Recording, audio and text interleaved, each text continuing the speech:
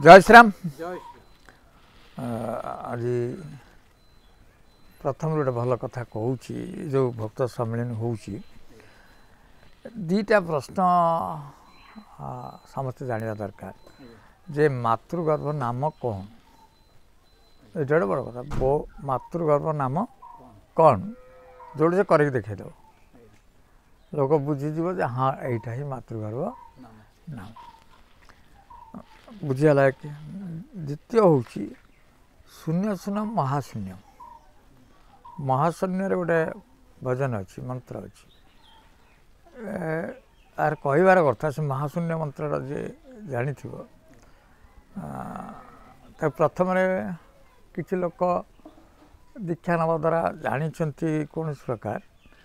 से नुह एटा हूँ महाशून्यर जो जिनसा रोचे सेटा महाशून्य तमें न कथा प्रथम हूँ महाशून्य तमें न शून्यतार तमें मुझे तो महाशून्य को जीवन ना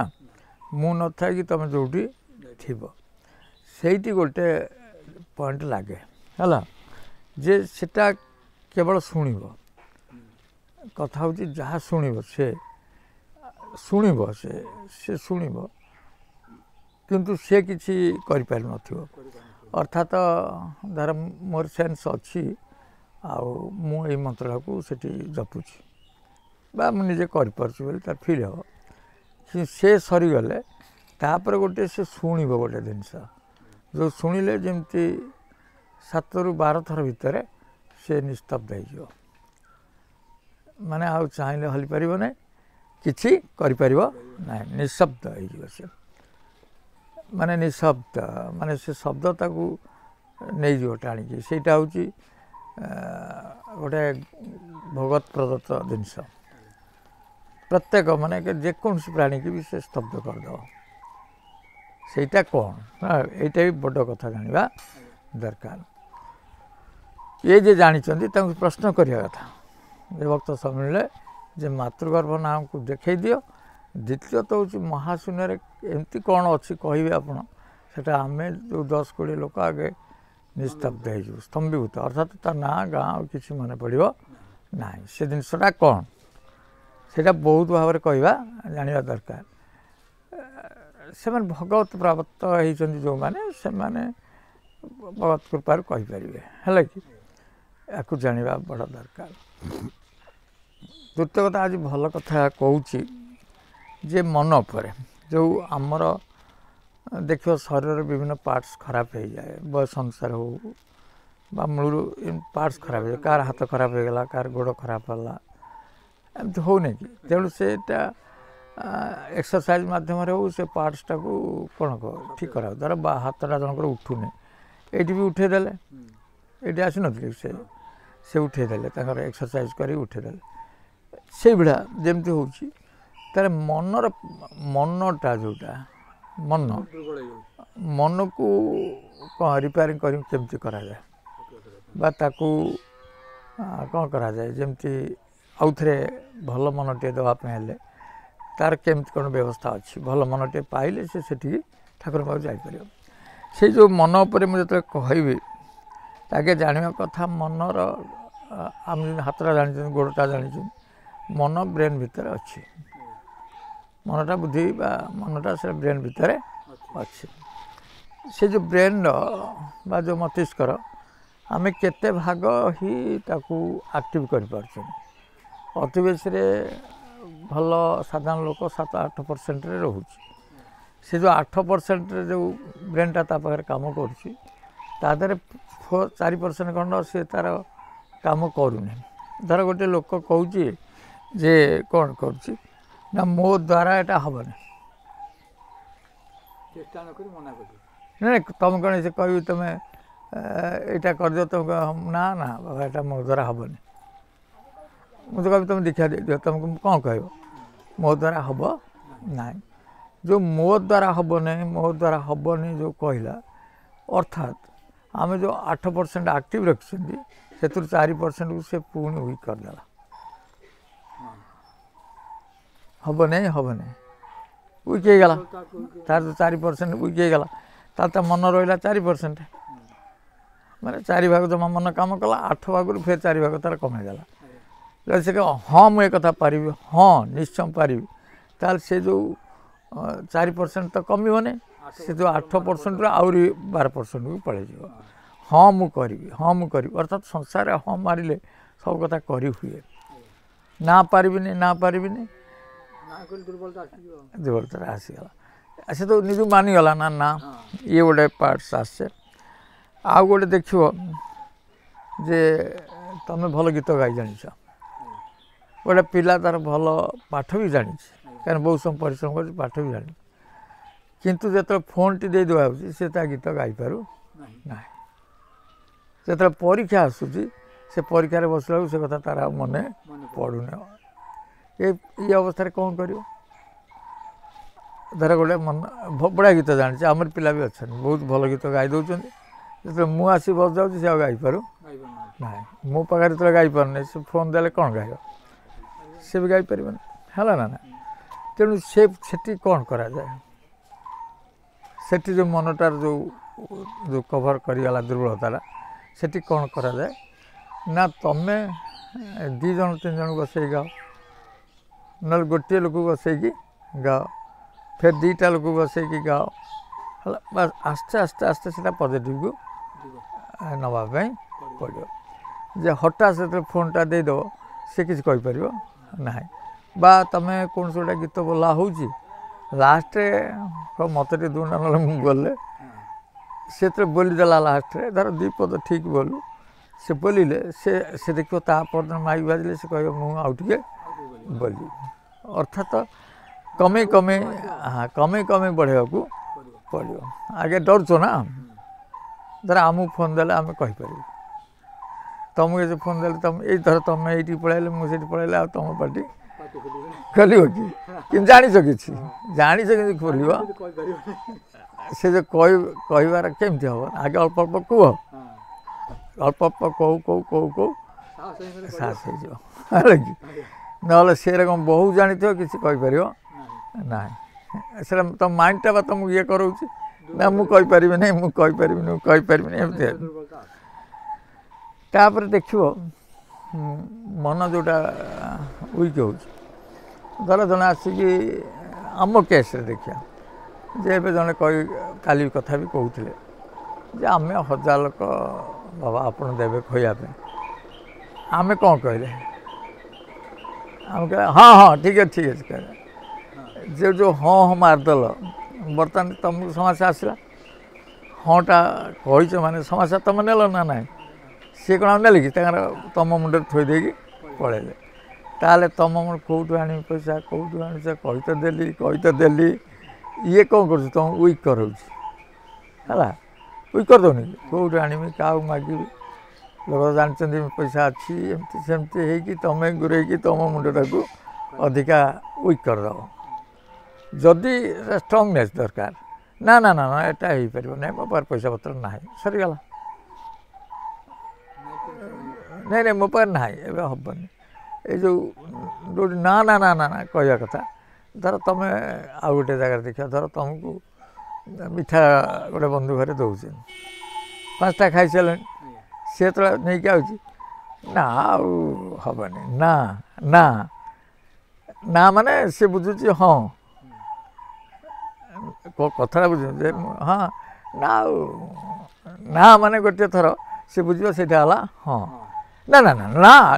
ଆଉ ହେଇପାରିବନି, ନା ଏ ଯେଉଁ 5 ଥର କହିଲା ଦ୍ୱାରା ସେ ବୁଝିବ ଯେ ଆଉ ଖାଇବ ନାହିଁ, ନା ହେବନି। ଏତେ ଲୋକ ଏମିତି ଯେଉଁ ଗୁରୁ ହେବ ନାଁଟା, ସେ ନାଁଟା କ'ଣ କରିବ? ନା କହୁଛି ବା ସେ ବୁଝିବ, ନା ବାବା ଆଉ ନା ମାନେ ଯଦି ନା ଏମିତି କେମିତି ଶବ୍ଦ ହେଉଛି, ଖାଲି ନାଁଟା କହିଦେବା। ନା ମାନେ ଖାଲି ଗୋଟିଏ ଥର ନା କହିବା ମାନେ ଖାଇବାର ଇଚ୍ଛା, ଆଉ ନା ମନା କରିବନି ଆଉ। ତେଣୁ ମାଇଣ୍ଡଟା ସେଥିରେ ହେଇଯାଉନି କି? ଧର ତୁମେ ଖାଇବନି, ସେଠୁ ସେ ଖାଇଲ, ସେଠୁ ଦେଖିଲ ଫେର ତୁମ ଦେହ ଖରାପ ହେଲା। ସେ ମାଇଣ୍ଡଟାକୁ ୱାଶ୍ କରିବା ଦରକାର। ମାଇଣ୍ଡଟା ୱାଶ୍ କେମିତି ସେଭଳିଆ ହୁଏ। ତାପରେ निज निजक सब चैलेंज कराए जे गोटे कथा हूँ निजे निजक चैलेंज कर जे बाबा कहते मुझे कहीं कहीपरि ना कौनटा मोर असुविधा है तांकर से पार्ट से सब मोर भी से पार्ट निजक चैलेंज हाँ मुझे करके देखेदेवी ये जो मेटा मुझे करके देखेदेवी मु निश्चय करके देखेदेवी निश्चय करके देखेबी निश्चय करके देखेले माइंड जो नेगेटिव पार्ट गुड़ा सब पॉजिटिव हो आज तो मैक्सिमम पॉजिटिव आसला से जो पॉजिटिव गुड़ा भगवान को टच कर यहीटा मु पारि ये निश्चय मु पारि आज ही बाबा कथा मानिकी मु शून्यता को जीवी कौन है मुझे आज जीवी आज जीवी एथर जार कम अच्छी छाड़ चाषी लोक किए अन्य बहुत बेकारिया बसी ना बहुत बस तेणु ये मनटा को बहुत पूरा रिपेयरिंग करिया दरकार सब पॉजिटिव भाव में नहीं है कि ना पारि कौन है कौन मोर माने असहज अवस्था को पलि आस माने किसी ना यहाँ हो पार पा तुम तुम वेटा हूँ से जिते एक्टिव कर से कामटा हम ना जिते वीक हो वीक बर्तमान कौन आमर जो दिन कम पड़ा से एक्टिव हो पूरा ब्रेन जाए ठीक जगह लगुच जो तुम कौनटा आसे ना कौन कहवा बहुत कहले ये टाइप मन हो गला आमर ए बहुत कहले कहवा ये शुणुना ये टाइप आस या कह द्वारा कौन नेगेटिव आसला छाड़देल तो छाड़गला हेल्ले मुझे कहीं कहूँ जानूँ शासक लोग शुणुच तथा मुझे कहूँ ना ना आदा ताकर लाभ न हो मोर तो लाभ हो ब्रेनटा मोर लाभ होनी देख बहुत लोकंकर मोर जी अनुभूति अच्छी क्या बड़ बड़ अच्छा ज्योतिर्विद कहूने जे आमर घर सब पूर्व दिग को मुह करा जाए नचेत उत्तर आड़ को करा जाए एटा ज्ञान दिग से धन दिग आम धरी बाईचान्स आम घरटा पश्चिम मुखा हो जाए अज्ञान दिग आदि डाण पट माने एपट दक्षिण दिग हो दक्षिण दिग हूँ गोटे जम दिग अर्थात आम भर सब विपद सृष्टि हम जो मैंने दक्षिण मुहा घर करें देख भर सब विपद आस विपद लगी रोथ ना अकाल मृत्यु गोटे हो अकाल मृत्यु हो कहीं से जम दिग कहुई मुझे कहूनी शास्त्र कहूँ आज पश्चिम हूँ अज्ञान दिग अर्थात जिते रोजगार कले सब अशांति अज्ञानता सब रहा ना कौ कथा ठीक बुझिले नहीं घर पशिले राग बाहर राग यही टाइप हुए यही परिस्थिति रे कौन कर पूर्व द्वार तो छाड़ पूर्व द्वार ठीक अच्छे ज्ञान दिग तार अच्छी किंतु भाव पूर्व द्वार गोटे कर सीधा सीधी पश्चिम गोटे करदे ये द्वार से द्वार जदि मुह देखागला ताल से क्षति हम मैं कौन धनपन रहा एपटे पवन पशिला सब बाहर जाऊँ ना अर्थात पूर्व द्वार गोटे रखिकी उत्तर द्वार रखिले धन ज्ञान दुईटाक सत्य किंतु एबे बहुत लोग कर जाइछन्ति ना घर जो मो पाखक आस प्राय यही समस्या मुझे कथा कहूँ तू दक्षिण द्वार कर देख से दक्षिण द्वार तेणु ये बचापी आ तो कोटा लोग भांग कि तेणु बचा पर बाटटा कहूँ जे बचा बाट हूँ से रक्षा जे तमें जो डोर रे बाहर से डोर डाहाण पटरे गोटे खोला पात्र माने कांगुला हो नंदा हो जोटा कि खोला पात्र उपरटा खोला रोथ मठियाटे हेनी मठियार जलटा देखा सेटा को माने सूर्योदय पूर्व जदि से गृहिणी घर के गाधेकी सेटा को रखीदब कौन डाण पट को तुम जो जीव ना डाण पट रखीदब से हल्दी पकईदब हल्दी पानी होगला तार फूल दुबकोड़ी पत्र एम सब पकईदब जमी भासुथ सेटा को देखी गले जल हूँ प्राण जीवन तेणु तुमको निरापद आसो यहाँ हूँ बहुत भल कथा छोटिया कथाटे कि जल देखी गले जल हूँ प्राण ना ना जल तेणु निजे सुरक्षित रही पार हाँ पवित्र देखिए जमी कुआ कुआ कुकुर जो पीउ नथिबे से भली जगार रखीदब रखिकी देखिकी जीव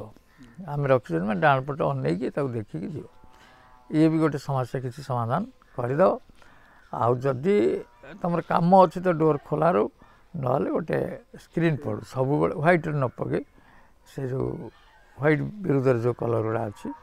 ଖରିଆ ହେଉ ମାଟିଆ ହେଉ ସେଇଟା ଟୋଟା ସବୁବେଳେ ପକାଇବ କାରଣ ସେ ପବନଟା ଶୀଘ୍ର ଘର ଭିତରୁ ନ ପଶୁ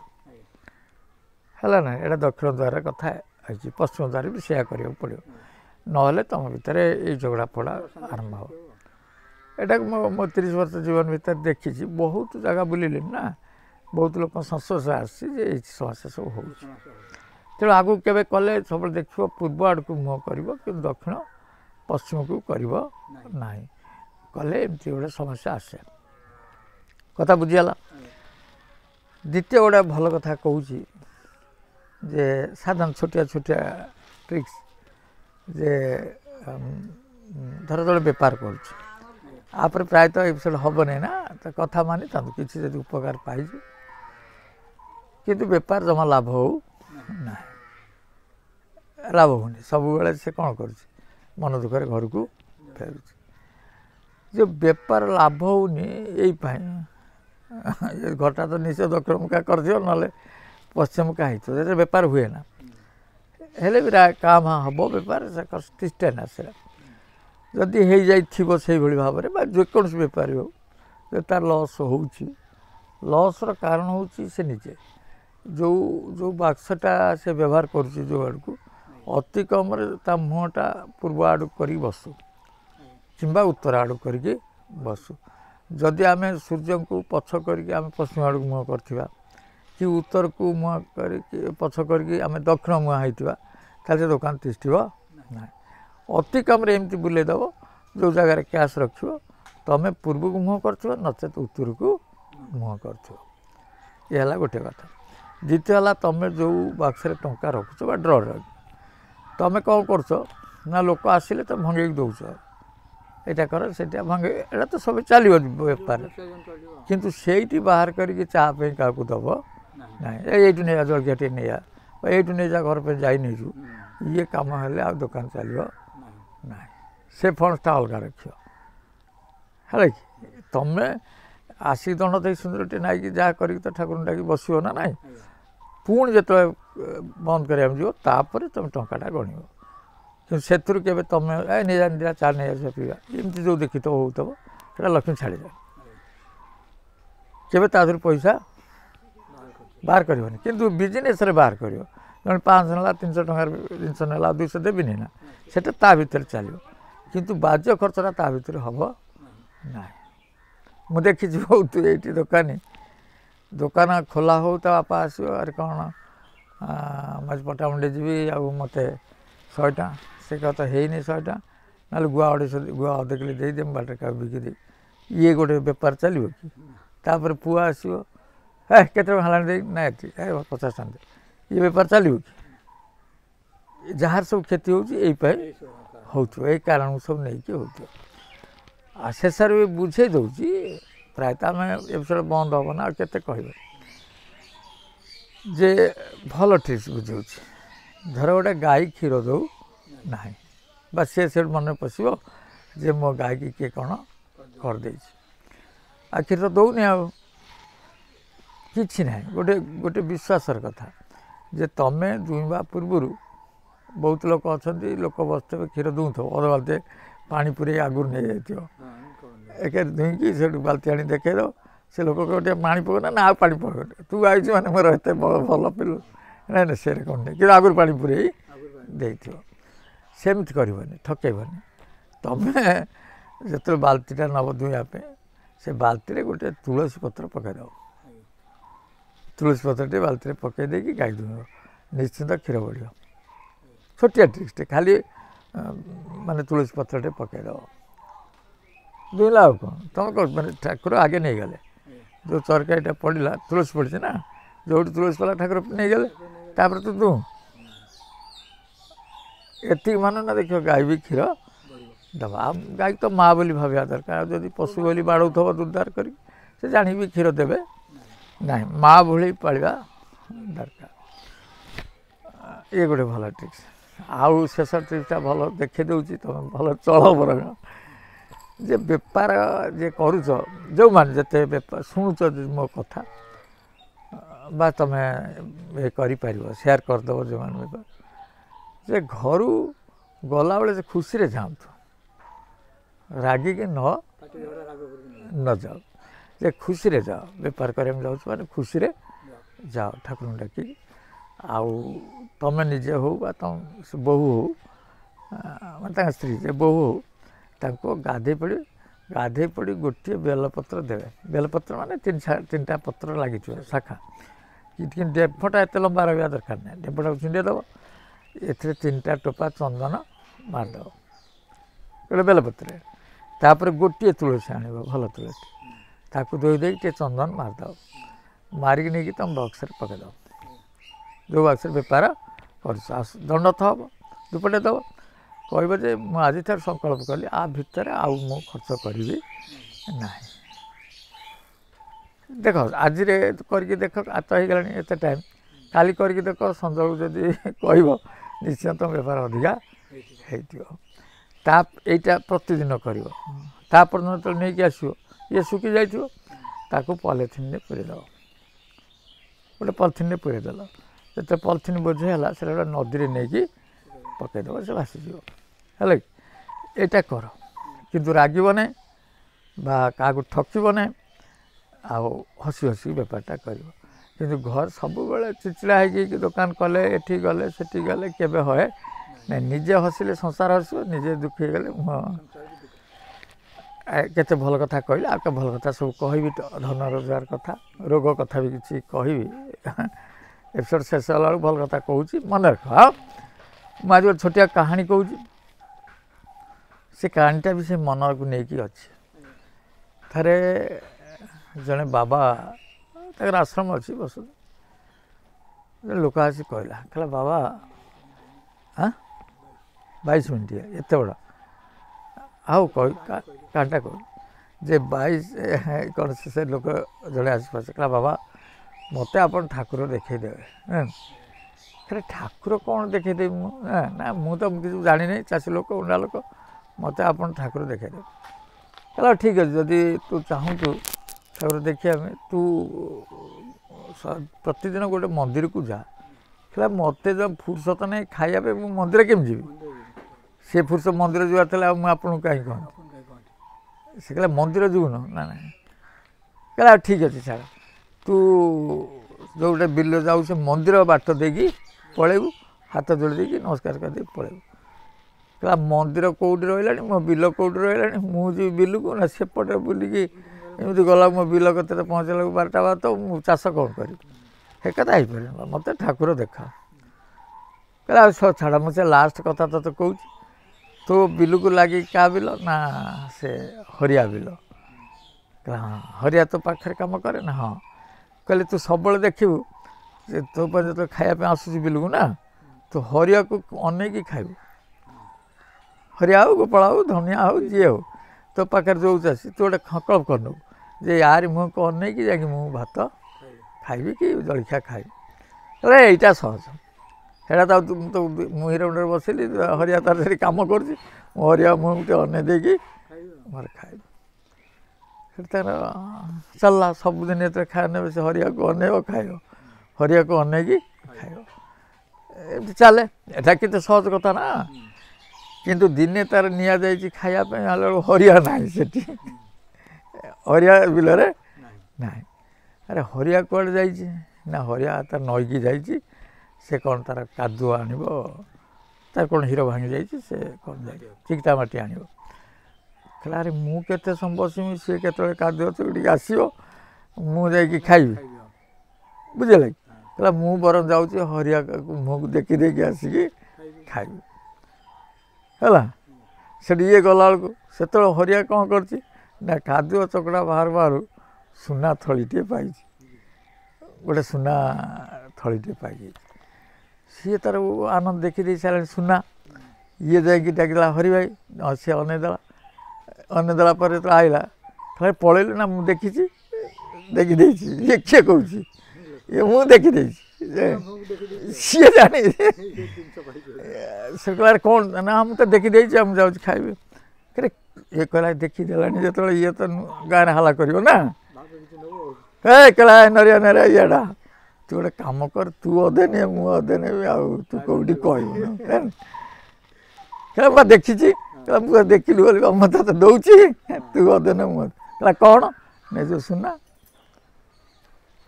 ନଡ଼ିଆ ସେଠୁ ଗଲା, କହିଲା କାହିଁ ଦେଖାନି ଦେଖିଲା ସୁନା ଏତେ। କହିଲା ତୁ ବାପ ଯାହାହେଲେ କିଛି କହିବୁନୁ, ତୋର ଅଧେ ମୋର ଅଧେ, ଆଉ କ'ଣ ମୁଁ ବାହାର କରିଛି ତୁ ଦେଖିଛୁ, ଆଉ ତୋ କଥା ଅଧିକ ଚାରିକାନ ହେବନି ନା, ତୁ ଅଧେ ସୁନା ନେ। ସେଠୁ ଅଧେ ସୁନା ନଡ଼ିଆ ଆଣିଲା ସୁନୁକୁ, ସେ ତାର ନେଲା। ଘରେ ଚିନ୍ତା କଲା ବାଜି ଠିକ୍, ଠାକୁର ତ ଦେଖେଇଲା ଠାକୁର ଦିଅନ୍ତି ସୁନା ବି ପାଇଗଲି। ଦେଖ ଗୋଟେ ବାବା କଥାର ମୂଲ୍ୟ କେତେ ଅଛି। ତୁ ତାରି ମୁହଁ କହନା ଠିକ୍ ହେଇଯିବ, ସେ ତାରି ମୁହଁକୁ ଅନେଇକି ଜିନିଷ ପାଇଗଲା, ତାକୁ ବି ଠାକୁର ପାଇଗଲା ନା ନାହିଁ। ଏ ହେଉଛି ବିଚାର। ତାପରଦିନ ଉଭୟ ଫେରେ ମନ୍ଦିରକୁ ଗଲେ, ଯାଇକି ପାଦ ପଡ଼ିଲେ ବାବାଙ୍କ ଆଶ୍ରମରେ। ନାଇଁ ବାବା ଆପଣଙ୍କ କଥା ସବୁ ଠିକ୍। ଏଠି କହିବାର ଅର୍ଥ ତମେ ସମସ୍ତଙ୍କୁ ଠାକୁର ଭାବ। ମନ୍ଦିରରେ ଠାକୁର ଭାବ କିଛି ମନା କରୁନାହିଁ, କୁମ୍ଭମେଳାରେ ବି ଠାକୁର ମାନ ଏଠି, କିନ୍ତୁ ପ୍ରତ୍ୟେକ ବ୍ୟକ୍ତିକୁ ବି ଠାକୁର ମାନିବା ଦରକାର। ମୋ ଠାକୁର ଏତେ ଆଇଛନ୍ତି ଖାଇବେ, ନାଇଁ ଏଇଟା ପୁଣି କେଉଁଠି ଆଇଲେ ଏ କଥା ନୁହଁ, ଠାକୁର ଆଇଲେ ଖାଇବେ। ଏମିତି ଗୋଟେ ବିଚାରଧାରା ମନ ଭିତରେ ଆଣିଲେ ତମେ ବି ଦେଖିବ ସାଧାରଣ କଥା ଭିତରେ ବି ଠାକୁରଙ୍କର କୃପା ତମେ ପାଇଯିବ। ତାହେଲେ ରଖ। ଜୟ ଶ୍ରୀରାମ।